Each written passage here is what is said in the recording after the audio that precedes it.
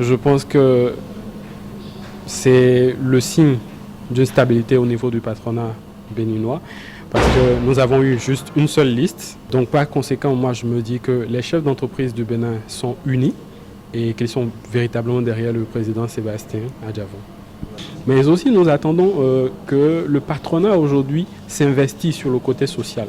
Nous voulons les voir sur des thématiques comme l'exclusion des handicapés du monde du travail, sur l'exclusion des personnes diminuées physiquement, comme les aveugles, les sourds, dans le monde du travail. On veut les voir s'investir dans ces thématiques-là pour qu'aujourd'hui, on sente réellement la puissance du patronat, comme on sent la puissance du patronat, par exemple, dans les pays européens, en France, en Côte d'Ivoire, tout près de chez nous, où le patronat a une grande puissance de décision et un lobby assez fort pour influer sur certaines décisions politiques qui ont un impact sur la vie du business, la vie économique du pays.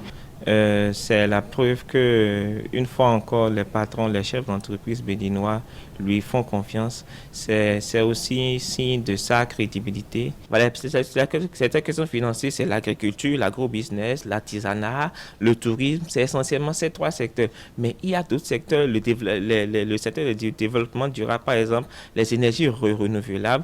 Voilà des secteurs qui ont un fort potentiel, mais parce que l'État est encore dans son système traditionnel, nous n'avons pas encore accès à du financement dans ces différents secteurs.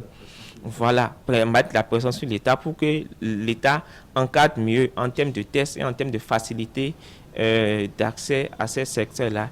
Et surtout, que l'État permette, à travers le patronat, que le patronat mette en place des politiques de renforcement des capacités pour ces jeunes entrepreneurs, je tiens à ça, pour qu'ils puissent acquérir de la connaissance et de l'expertise dans les différents domaines. Je dis, il n'y a pas meilleur profil que ceux des gens comme Sébastien Adjavon, le président Talon et autres. Je crois que c'est bien. Nous aurions aimé, en tant que chef d'entreprise, que par exemple les questions de pression fiscale soit revue. Il n'y a pas meilleur profil que Adjavon, par exemple, pour savoir déjà que pour avoir atteint ce niveau qu'il a atteint, il y a des difficultés au Bénin. Le jeune béninois, surtout entrepreneur, a besoin d'être accompagné. Les fonds pour, par exemple, investir pour une entreprise, les gens comme les Adjavon peuvent cautionner. Ils ont cette trempe. L'actuel président Talon, c'est un pur entrepreneur. Il peut donc aller auprès des banques et prendre des garanties d'État. Il y a des garanties d'État qu'on peut prendre pour un jeune qui veut 1 million, 1,5 million, 2 millions, 3,5 millions, pour pouvoir donc faire de bonnes choses.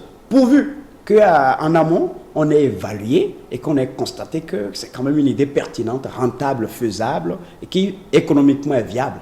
Donc je voudrais donc l'inviter à véritablement mettre au cœur de sa gouvernance ce que je peux appeler la balise sur le chemin, donc de favoriser l'environnement des affaires pour les jeunes, parce que nous aussi, nous avons envie un jour d'être appelés Adjavon.